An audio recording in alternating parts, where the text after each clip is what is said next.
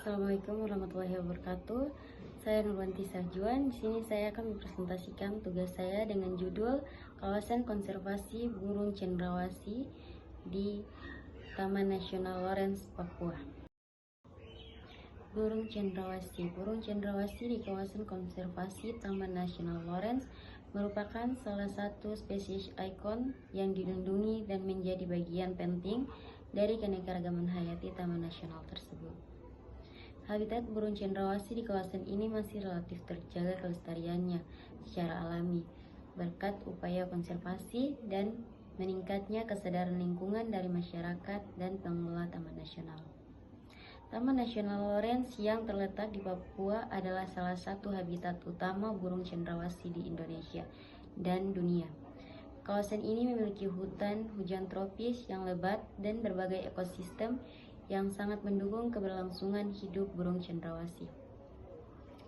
Taman Nasional Lorentz merupakan rumah bagi lebih dari 630 spesies burung, termasuk sekitar 70% spesies burung yang ada di Papua, di mana burung cendrawasih menjadi salah satu yang menonjol. Kawasan ini juga termasuk dalam daerah burung endemik dengan banyak spesies endemik dan sebaran terbatas. Selanjutnya, peraturan terkait burung cendrawasih di kawasan konservasi Taman Nasional Lorentz di Papua. Berikut adalah peraturan terkait burung cendrawasih di kawasan konservasi Taman Nasional Lorentz. Burung cendrawasih termasuk satwa liar yang dilindungi berdasarkan Undang-Undang Nomor 5 Tahun 1990 tentang konservasi sumber daya alam hayati dan ekosistemnya. Oleh karena itu, segala bentuk perburuan, perdagangan, dan pemanfaatan burung cendrawasih secara ilegal dilarang dan dapat dikenai sanksi pidana hingga penjara 5 tahun dan denda 100 juta rupiah. Pemerintah melalui Menteri Lingkungan Hidup dan Kehutanan mengeluarkan surat edaran yang mengatur upaya pelestarian burung cendrawasih. Surat edaran ini melarang penggunaan burung cendrawasih asli sebagai perhiasan, aksesoris, atau cenderamata untuk mencegah perburuan dan perdagangan ilegal.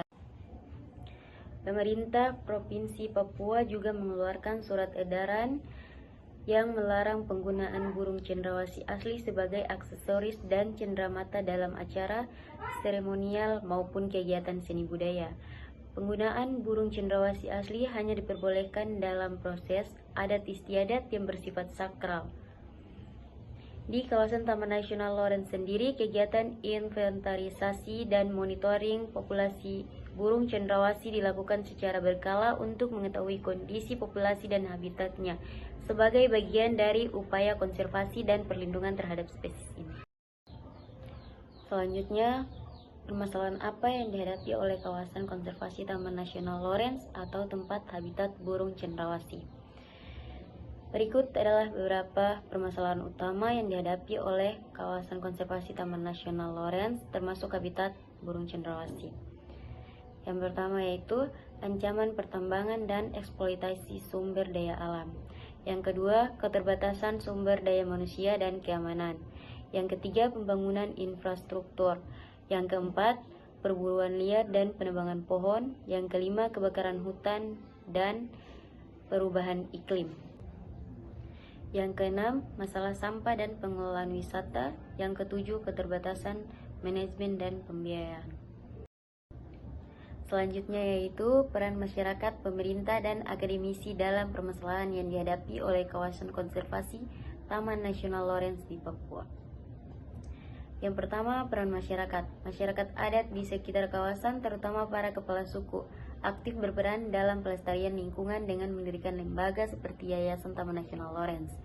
Yayasan ini fokus pada konservasi rehabilitasi ekosistem, edukasi lingkungan, serta pemberdayaan masyarakat agar dapat hidup berdampingan dengan alam tanpa merusak sumber daya alam. Masyarakat juga dilibatkan dalam program pemberdayaan ekonomi produktif, misalnya pertanian dan peternakan, untuk mengurangi ketergantungan mereka terhadap eksploitasi hutan. Pendampingan dan penguatan kapasitas kelembagaan kelompok masyarakat menjadi bagian penting agar program berjalan efektif dan berkelanjutan. Kesadaran dan partisipasi masyarakat dalam menjaga kebersihan, mencegah kebakaran hutan, serta perlindungan satwa liar juga jadi kunci keberhasilan pengelolaan kawasan konservasi. Yang kedua, peran pemerintah. Pemerintah melalui Balai Taman Nasional Lorentz dan Kementerian Lingkungan Hidup dan Kehutanan bertugas mengelola kawasan konservasi berdasarkan peraturan perundang-undangan, termasuk melakukan patroli, pengamanan, penyuluhan, dan pengendalian aktivitas yang merusak lingkungan. Pemerintah juga berperan dalam menyusun master plan, pengelolaan kawasan, dan program pemberdayaan masyarakat, serta menjalin kemitraan dengan berbagai pihak untuk menjaga fungsi ekologis, ekonomi, dan sosial budaya kawasan. Selain itu, pemerintah berupaya mengatasi ancaman seperti perambatan hutan, pertambangan ilegal, dan pengolahan sampah melalui regulasi dan kawasan yang ketat. Selanjutnya yaitu peran akademisi. Akademisi dan lembaga riset berperan dalam melakukan studi ilmiah, inventarisasi keanekaragaman hayati, pemantauan populasi satwa seperti burung cendrawasih, serta kajian dampak lingkungan yang menjadi dasar pengambilan kebijakan konservasi. Mereka juga mendukung program restorasi lingkungan bersama pemerintah dan masyarakat, misalnya rehabilitasi ekosistem yang rusak akibat deforestasi dan perubahan iklim. Akademisi berperan dalam pendidikan dan penyuluhan kepada masyarakat serta pengembangan metode konservasi yang efektif dan berkelanjutan. Selanjutnya itu pengelolaan habitat yang disarankan agar burung cendrawasih tetap lestari. Pengelolaan habitat yang disarankan agar burung cendrawasih tetap lestari di kawasan konservasi seperti Taman Nasional Lorentz meliputi beberapa langkah penting berikut. Yang pertama, perlindungan habitat alami secara ketat. Yang kedua, inventarisasi dan monitoring populasi secara rutin. Yang ketiga, penegakan hukum yang ketat terhadap perburuan dan perdagangan ilegal. Yang keempat, edukasi dan pemberdayaan masyarakat lokal. Yang kelima, pengelolaan wisata alam yang berkelanjutan. Dan yang terakhir, pengembangan program penakaran dan reintroduksi.